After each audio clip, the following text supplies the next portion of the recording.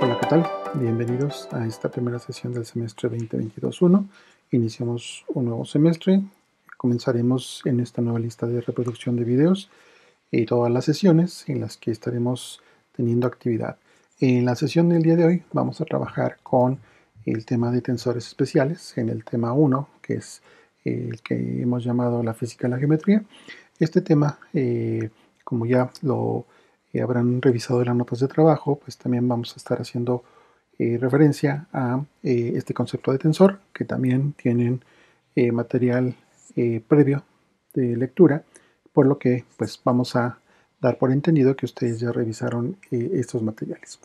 Entonces vamos a dar inicio a esta sesión. Vamos a revisar el manejo de estos tensores en particular. Habrá, de hecho, en distintas áreas de la física, vamos a encontrarnos con tensores. Y precisamente no basta con que sepamos cómo se define un tensor propiamente, sino que debemos también reconocer cuando tenemos un tensor. Entonces, aquí precisamente en esta diapositiva mencionamos que saber cómo se define y reconocer un tensor son dos cosas distintas. Y entonces también va a ser de mucha utilidad porque los tensores los vamos a encontrar bastante en cierto tipo de problemas y debemos de identificar cuando se nos presenta un tensor especial. Esto finalmente recuerden que nos va a dar una facilidad, una manera de trabajar mucho más fácil, mucho más agradable que hacer desarrollos completamente a pie, o en este caso a mano, porque se simplifica mucho el trabajo. Bien, entonces vamos a plantear lo siguiente. Para un sistema coordenado nos interesa tener la idea de cómo medir distancias. Vamos a medir la distancia entre dos puntos y de esta manera podemos definir lo que le llamaremos el tensor métrico, que es uno de los tensores especiales. Por ahí ya hemos manejado algunos tensores, aunque no les hemos dado ese nombre formal o propiamente los hemos llamado de esta manera. La delta de Kronecker, por ejemplo, o el símbolo de permutación E, que en algunos textos ya lo identificaron como también el símbolo de Levi-Civita, pues propiamente son tensores. Definimos y, donde el índice y corre desde 1 hasta n, como coordenadas independientes en un sistema de coordenadas cartesiano ortogonal de n dimensiones. La notación que estamos utilizando es la notación que se indica en las notas de trabajo, por lo que entonces, si ya la revisaron, van a reconocer de manera inmediata esta notación. La distancia al cuadrado entre dos puntos y el punto definido por y más este diferencial de y, también donde el índice y corre desde 1 hasta n, lo vamos a definir por la siguiente expresión. Esta distancia al cuadrado, vamos a marcarlo como un diferencial, va a ser igual al producto del diferencial de la coordenada y multiplicada por la coordenada y. Recordemos que en este caso m también varía desde 1 hasta n.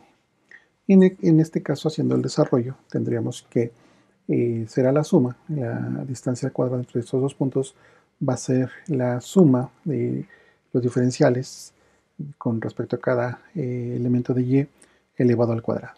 Entonces aquí tendríamos una suma de n diferenciales elevado al cuadrado. Y esta va a ser nuestra distancia entre dos puntos elevado al cuadrado. Ahora podemos también suponer que estas coordenadas y super y están relacionadas con un conjunto de coordenadas independientes generalizadas y vamos a identificarlas como x super y, donde y también corre desde 1 hasta n. Y necesitaremos un conjunto de ecuaciones de transformación. En este caso podemos hacer la indicación de que la coordenada, el sistema de coordenadas y, pues es función de las coordenadas generalizadas x. Y podemos también en ocasiones hacer esta observación importante de que cada y depende de las coordenadas x. Y para ello usamos esta notación que la coordenada y es una función de x para cada y que va desde 1 hasta n. Entonces ahora podemos escribir el diferencial de cada coordenada de la siguiente manera. Tomamos la derivada parcial de y m con respecto a xj multiplicada por el diferencial de la coordenada xj. Y m varía desde 1 hasta n. Y bueno, ahora entonces las coordenadas generalizadas x, que en este caso representan la distancia al cuadrado, más bien, perdón, en las coordenadas generalizadas x, la distancia al cuadrado, calculada a partir de la ecuación anterior, pues se convierte en una forma cuadrática. Si sustituimos esta ecuación 3 en la ecuación 1, pues encontramos que la distancia entre dos puntos elevado al cuadrado pues va a ser el producto de las derivadas parciales de y m con respecto a xy, multiplicada por la derivada parcial de y m con respecto a xj, multiplicada por los diferenciales de x y el diferencial de xj. Y podemos abreviar esta expresión en términos de una cantidad g y j, que sería propiamente el producto de las derivadas parciales. Esta le vamos a llamar la ecuación 4. Esta cantidad g sub i j vamos a definirla como el producto de las dos derivadas, ya lo acabamos de mencionar, será nuestra ecuación 5, y a esta cantidad le vamos a llamar el tensor métrico. Será el tensor métrico del espacio definido por las coordenadas x, y, que son coordenadas generalizadas, donde i es un índice que corre desde 1 hasta n. Y como las esta cantidad gi, j, son funciones de las coordenadas x, entonces también podemos hacer la notación de que esta g y j es una función de x. Una de las propiedades interesantes que vamos a encontrar con esta cantidad o este tensor es que el g y j, el tensor métrico, es simétrico con los índices i, j, de modo que podemos escribir que el g y j va a ser igual al gji para todo valor de i, j en el rango de los índices. Y bien, ahora entonces podemos transformar a otro sistema de coordenadas, digamos un x barra, super i, donde i corre desde 1 hasta n. Entonces el elemento de longitud de arco al cuadrado se expresa en términos de las coordenadas barradas, es decir, nuestro elemento de longitud de arco al cuadrado será este g barra sub ij por los diferenciales de x barra i, diferencial de x barra j. Nuevamente el tensor métrico, en este caso g barra, va a ser igual a, más bien es una función de las coordenadas barradas. Entonces esto nos ayuda mucho para poder identificar con qué sistema a qué sistemas estamos haciendo referencia. Ahora podemos dar el siguiente paso cuando estemos trabajando un sistema de coordenadas curvilíneas. Y bien, necesitamos como punto de partida un conjunto de ecuaciones de transformación general que va de las coordenadas rectangulares x, y, z a las coordenadas curvilíneas u, v y w. En este primer momento podemos considerar que hacemos una referencia general a estas coordenadas u, v, w. Y entonces, en algunos textos, por ejemplo, puede hacerse la especificación o se puede hacer la indicación precisa de cuáles son las coordenadas u, v y w, pensando en r, θ, φ, por ejemplo, pero de manera general precisamente buscamos tomar como punto de partida estas coordenadas u, v, w. Y bien, entonces las ecuaciones de transformación y las correspondientes transformaciones inversas las vamos a representar de la siguiente manera. Es decir, cada coordenada x, y, z en el sistema cartesiano pues va a ser función de u, v y w. Y en el sistema generalizado, u, v y w van a ser funciones de x, y y z. Esto va a ser importante porque, de hecho, para poder hacer operaciones de transformación a un sistema coordenado en particular, necesitamos conocer estas reglas de transformación. Entonces, aquí necesitamos identificar con nuestra notación de superíndices cuáles van a ser las coordenadas y1, que en este caso queda representada por x, y2 va a ser igual a y y3 va a ser, bueno, y3 como superíndice va a ser igual a z. Recordemos que los superíndices indican solamente una notación, no estamos elevando a alguna de las variables a algún exponente. porque esto ocurre para las coordenadas cartesianas, mientras que para las coordenadas generalizadas, x super 1 va a ser igual a u, x2 super 2 va a ser igual a b, x3 va a ser igual, x super 3 va a ser igual a w. En este caso estas serán las coordenadas generalizadas y n va a ser igual a 3. Y bien, entonces ahora lo que podemos recuperar son las superficies coordenadas. Estas recuerden que las obtenemos cuando intersectamos las superficies u a un valor constante, b igual a un valor constante y w, c igual a c3 igual a una constante. Y esa intersección define curvas coordenadas de este sistema de coordenadas curvilíneas. Entonces lo que podemos hacer es sustituir estas ecuaciones de transformación que dimos en la ecuación 6 para representar un vector de posición R en el sistema cartesiano. Recuerden que tenemos la componente en X multiplicada por el vector unitario E1 y lo mismo para las otras dos componentes. Y este vector de posición nos representa precisamente un vector que es función de las coordenadas generalizadas. Y entonces nuestro vector de posición ahora ya en términos de las variables u, v y w, serán las correspondientes funciones de x, que es función de u, v y w multiplicada por el vector unitario en la dirección 1 y de la misma manera con las otras dos componentes en la dirección de e2 unitario y e3 unitario. Por lo tanto, tendremos que el diferencial de este vector pues va a ser igual a el producto de la derivada parcial del vector r con respecto a u multiplicado por el diferencial de u. Y los otros dos componentes también serán con respecto a la derivada parcial de r con respecto a b, diferencial de b, la parcial de r con respecto a w, diferencial de w. Aquí hay que tomar en cuenta que estamos representando el vector r con la flechita. Y habíamos indicado en las notas de trabajo que también puede ser que para fines de legibilidad, pues no necesariamente vamos a anotar la flechita, con que tenga el remarcado en letra negrita, pues estamos identificando que tenemos un vector. Y ahora estos vectores, las parciales de r con respecto a u, con respecto a b y con respecto a w, pues van a ser los vectores tangentes a las curvas coordenadas. Y en este caso, pues tomamos la derivada parcial en con respecto a cada una de las variables u, v y w.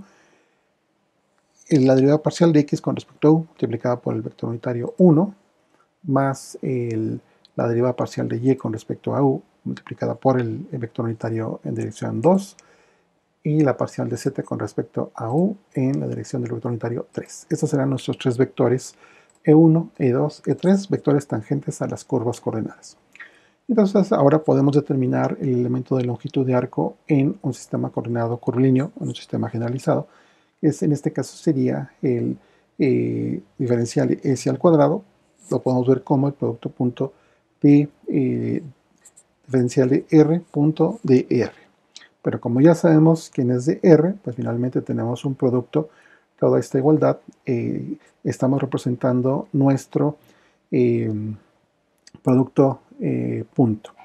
Y aquí tendremos de manera explícita cada una de las sumas para obtener precisamente este diferencial de arco, de longitud de arco al cuadrado. Y bien, se ve una expresión bastante extendida, pero es la necesaria para determinar este elemento de longitud de arco. Ahora, para simplificar nuestro trabajo, podemos ocupar la convención para la suma. Recordemos que esto implica el manejo de notación de índices. Evitamos hacer todo este desarrollo. Simplificamos para reducir la expresión. Aquellos índices que se repiten, finalmente pues los podemos suprimir el símbolo de la suma. Y entonces lo que estaremos presentando es lo siguiente. Tenemos un G subíndice 1, 1. Ahora los subíndices nos van a identificar con respecto a qué variable estamos realizando la diferenciación parcial en el sistema U, V y W. Entonces la cantidad G11 va a ser igual a el producto punto de la parcial de R con respecto a U, punto la parcial de R con respecto a U. G12 va a ser igual a la parcial de R con respecto a U, punto la parcial de R con respecto a B. G13 va a ser igual a la parcial de R con respecto a U, producto punto, parcial de R con respecto a W. Y lo mismo para las otras 6 cantidades. Si hacemos que x super 1 va a ser igual a 1, x super 2 va a ser igual a b y x super 3 va a ser igual a w. De esta manera, entonces, el elemento de longitud de arco en este sistema curvilíneo generalizado lo podemos escribir de la siguiente manera. Recordemos que tenemos el producto punto de los dos vectores tangentes, y punto e sub j, el diferencial de xy, diferencial de xj, va a ser igual a este tensor métrico g y j por los diferenciales de x y xj, donde los índices y j corren desde 1, 2 y 3. Y entonces ahora este valor de g y j lo podemos ver propiamente como el producto de la derivada parcial de y super m con respecto a xy multiplicando a la parcial de y super m con respecto a x super j, con i, j índices libres. Y estos los vamos a llamar componentes métricos del sistema coordenado curvilíneo. Entonces ahora ya tenemos la manera explícita de poder calcular estos componentes. Y también podemos verlos, podemos considerarlos como elementos de una matriz simétrica. Como habíamos mencionado que el tensor métrico pues, era simétrico con respecto a los índices IJ, pues en este caso también los componentes métricos son simétricos con respecto a estos componentes, perdón, a los índices IJ. Y bien, podemos pensar el ejemplo inmediato de las coordenadas rectangulares del sistema cartesiano, x, y, z. El elemento de longitud de arco al cuadrado, ya sabemos cuál es igual al diferencial de x elevado al cuadrado, diferencial de y al cuadrado, diferencial de z al cuadrado. Aquí estamos cometiendo de manera deliberada una omisión de los paréntesis, porque sabemos que en este caso, que es el más sencillo de los sistemas geométricos, no tendríamos ningún inconveniente en omitir ese paréntesis, pero sabemos que está representando que cada uno de los diferenciales en la dirección x, y, z se eleva al cuadrado. Y podemos entonces presentar que bajo este espacio cartesiano los componentes métricos representados en una matriz G y J pues sería la siguiente, una matriz de 3×3 donde los elementos G11 es 1, G22 es 1 y G33 es 1. Los demás elementos son nulos. Y este sería el tensor métrico de nuestro sistema coordenado cartesiano. En el caso de las coordenadas cilíndricas, ahora tenemos que nuestras variables son r, θ y z. La regla de transformación para pasar de coordenadas cartesianas a coordenadas cilíndricas está dada por estas expresiones. X es igual a r coseno de θ, y es igual a r seno de θ y z es igual a z. Entonces el primer paso que tenemos de considerar es el siguiente. Hacemos nuestra notación, y super 1 va a ser igual a x, y super 2 va a ser igual a y super 3 va a ser igual a z. Y entonces ahora en la notación para las variables x super 1 va a ser igual a r, x2 va a ser igual a θ y x3 va a ser igual a z. Y entonces el vector de posición lo podemos escribir de la siguiente manera. Este vector r, que podemos verlo como un vector de posición r que depende de r, θ y z en el sistema de coordenadas cilíndricas, pues va a ser igual a la suma de estos elementos con sus correspondientes vectores unitarios en 1, 2 y 3. Y ahora podemos determinar el vector de posición, calculamos las derivadas de este vector y encontramos lo siguiente. Recuerden que E1, E2 y E3 son los vectores tangentes a las curvas en el sistema cilíndrico. Y entonces aquí tendríamos que evaluar la parcial de R con respecto a R, tenemos esta cantidad, la parcial de R con respecto a θ, tenemos esta cantidad, la parcial de R con respecto a Z, y nos queda el vector unitario E3. Y pues ahora podemos también obtener los componentes métricos de este espacio. Y sabemos que si el tensor métrico G sub IJ es igual al producto de las parciales de YM con respecto a X y la parcial de YM con respecto a XJ, con IJ índices libres, entonces tendremos que, para calcular los componentes métricos en este sistema de coordenadas cilíndrico, tenemos lo siguiente. El elemento G11 pues va a ser igual al producto de la parcial de Y1 con respecto a X1, que multiplica a la parcial de Y1 con respecto a X1. más la parcial de y2 con respecto a x1, que multiplica a la parcial de y2 con respecto a x1, más la parcial de y3, que multiplica la parcial de y3 con respecto a x1, multiplicada por la parcial de y3 con respecto a x1. Ya sabemos quiénes son y1 y x1.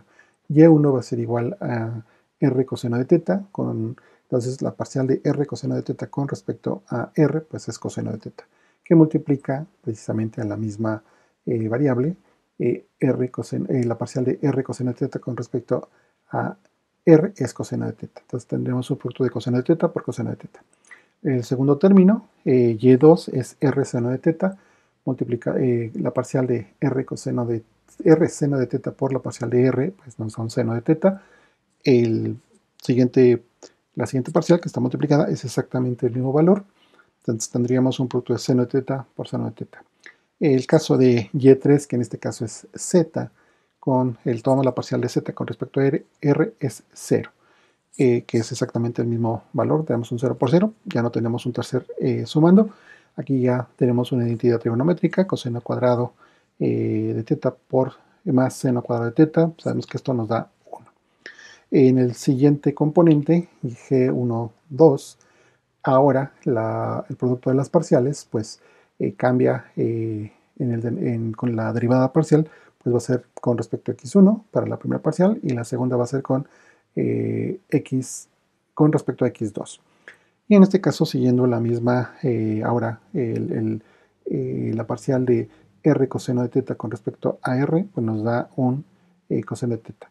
Y1 con respecto a teta, pues nos da un seno menos seno de teta. Y de esta manera tenemos aquí ya esta expresión. Y ya evaluamos de manera inmediata el producto del segundo término. El tercer término, pues nuevamente es ese 0, porque pues, la derivada parcial de z con respecto a r es 0, la parcial de z con respecto a teta es 0. Y aquí pues ya tenemos que estos sumandos tienen un signo contrario, por lo tanto el valor es 0, la suma se hace 0. Y pues G13 implica que calculemos la parcial de y1 con respecto a x1, la parcial de y1 con respecto a x3. Entonces, aquí en este caso, pues los tres sumandos se hacen 0, por lo tanto, el valor del componente G13 es nulo. Y esto es algo que también va a ser importante que ustedes en un primer momento pues hagan esta descripción para que no haya una confusión en cuanto a los elementos que están derivando. Y precisamente pues ya después los siguientes elementos los podemos calcular ya de manera inmediata. Ahí tendrán que hacer agrupaciones, factorizaciones, ocupar identidades. Aquí en G22 pues tenemos que el valor del componente es r al cuadrado. En los siguientes términos, al momento de hacer la evaluación, por ahí puede surgir una derivada que es nula y obviamente al multiplicar por algo pues se hace 0. Exactamente ocurre con los otros términos, excepto con G33, que en este caso va a ser el valor de 1. Entonces nuestro tensor métrico tendría la siguiente expresión, es una matriz de 3×3. Vemos que los elementos de la diagonal son distintos de 0, G11 es 1, G22 es r cuadrada y G33 es 1. Y entonces podemos expresar nuestro diferencial de longitud de arco en el sistema de coordenadas cilíndrico. Entonces tendríamos que el diferencial elevado al cuadrado, pues sabemos que es esta expresión. Y entonces tendríamos que medir una distancia en el sistema coordinado cilíndrico equivale a evaluar, ahora sí aquí estamos haciendo la inclusión de los paréntesis para elevar al cuadrado los correspondientes diferenciales con respecto a r, a teta y a z, y aquí tenemos nuestro elemento que apareció en la coordenada, en el componente G22. Y bueno, también aquí hay que hacer la siguiente mención. Cuando hagamos en los sistemas, que al menos veremos aquí en este curso, el elemento de línea, la longitud de arco elevado al cuadrado, va a ser una cantidad positiva. Quiere decir que este elemento de longitud de arco es un valor real y lo vamos a conocer como distancia elemental. Pero también es algo que se van a encontrar, y más en los cursos de relatividad, que este diferencial de arco puede ser una cantidad negativa.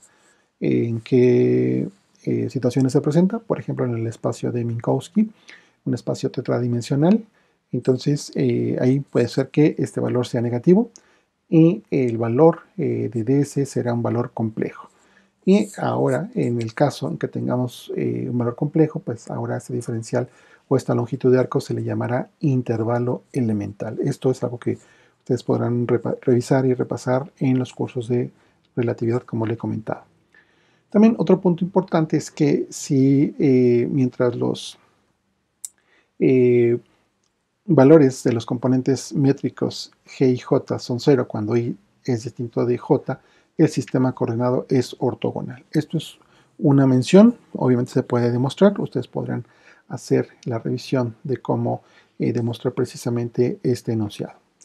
Bien, entonces ahora ya teniendo un conjunto de las reglas de transformación, podemos calcular los componentes métricos asociados a las coordenadas generalizadas. Y entonces los componentes de un sistema ortogonal tendrían la siguiente forma. Ahora nuestro tensor métrico va a ser igual a, bueno, nuestro tensor métrico IJ va a ser igual a esos elementos que tenemos en la diagonal principal, h1 al cuadrado, h2 al cuadrado, h3 al cuadrado. Estos valores ya los conocen, los revisaron en los primeros materiales de esta semana, son los llamados factores de escala. Entonces vean que también podemos obtener los factores de escala a partir del tensor métrico. Y entonces hay una relación muy directa con el tensor métrico y los factores de escala. Entonces cualquiera de las dos opciones para poder calcular los factores de escala es la misma, es válida.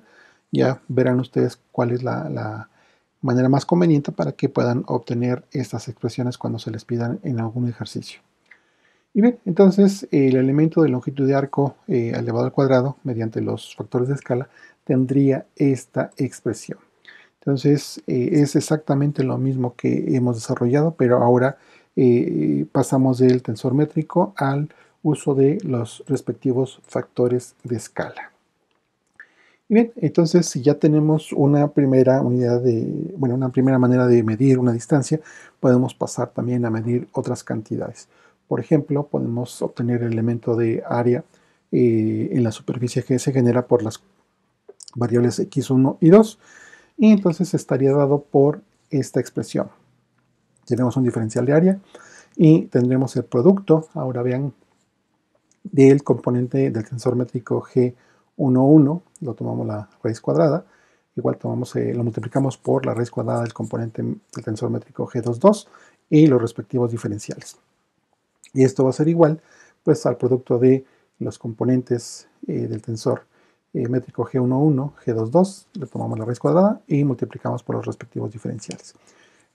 Obviamente cuando tengamos o se nos pida obtener el elemento de área, se nos tiene que especificar bajo qué variables qué vamos a utilizar, ¿no? Porque tenemos tres variables, entonces podemos hacer una combinación de las variables, del producto de estas variables, y entonces tendríamos que hacer al menos reportar los tres elementos de área.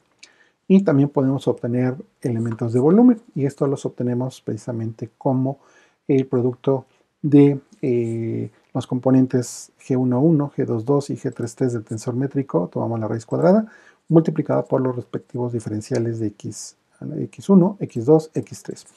Y esto lo vamos a llamar, este producto de tres de los componentes de la diagonal principal del tensor métrico, el producto lo vamos a llamar como G, de tal manera que también ahora este diferencial de volumen va a ser el producto de G, le tomamos la raíz cuadrada por los diferenciales de las variables x1, x2, coordenadas x1, x2 y x3. Y entonces ya tenemos más información que estamos obteniendo, que con el tensor métrico tenemos la posibilidad de hacer mediciones en ese espacio, en el espacio de coordenadas que estemos trabajando. Esto va a ser de utilidad porque entonces podemos medir, podemos tomar distancias, podemos también medir ángulos, y eso es lo que es una de las partes importantes que nos define el tensor métrico. Para la siguiente sesión vamos a trabajar con el sistema de coordenadas cónico. Podemos dar un primer paso identificando y1 igual a x, y2 igual a y, y3 igual a z. Y además x1 va a ser igual a r, x2 va a ser igual a teta, x3 va a ser igual a lambda. Hay que tomar en cuenta, esto también es una parte muy importante, definir los dominios de nuestras variables. R es una cantidad mayor o igual que 0, pero menor que infinito. Teta es mayor que b cuadrada, pero menor que c cuadrada. Lambda es mayor que 0, pero menor que b cuadrada. También se cumple esta condición, c cuadrada es mayor que teta cuadrada es mayor que b cuadrada es mayor que lambda cuadrada y lambda cuadrada es mayor que 0. Las reglas de transformación son las siguientes. X satisface este cociente, r por teta por lambda entre b, c. Y es igual a este producto, r entre b por este radical, y z va a ser igual a r entre c por este otro radical. Entonces, la idea y la propuesta que les hacemos es que puedan ir practicando y obtener las correspondientes componentes del tensor métrico. Y los vamos a revisar en la siguiente sesión, pero si ustedes comienzan en este momento, para ir practicando, para ir haciendo esa revisión meticulosa de obtener cada una de las derivadas parciales y luego multiplicarlas, aquí van a encontrar que va a ser necesario apoyarse mucho en el álgebra, factorizaciones. Aquí tenemos cantidades en radicales y luego nuestra variable con la que tenemos que tomar la derivada parcial, pues está dentro del radical y luego está elevado a una potencia. B y C son constantes, entonces aquí tenemos que hacer precisamente un juego de paciencia para que obtengamos esas derivadas. Vamos a hacer uso de esos factores de escala, vamos a encontrar el tensor métrico, por lo tanto los factores de escala, y vamos a hacer un juego adicional con este sistema de coordenadas cónico. Y bien, es lo que vamos a hacer en la siguiente sesión. Les pedimos gentilmente que revisen con calma este video, revisen las notas de trabajo. Nos vemos en el siguiente video. Por favor, les pedimos que nos apoyen regalándonos un like para que podamos continuar generando contenido. Esto nos apoya mucho y apoya el canal. Muy bien, que estén muy bien. Hasta luego.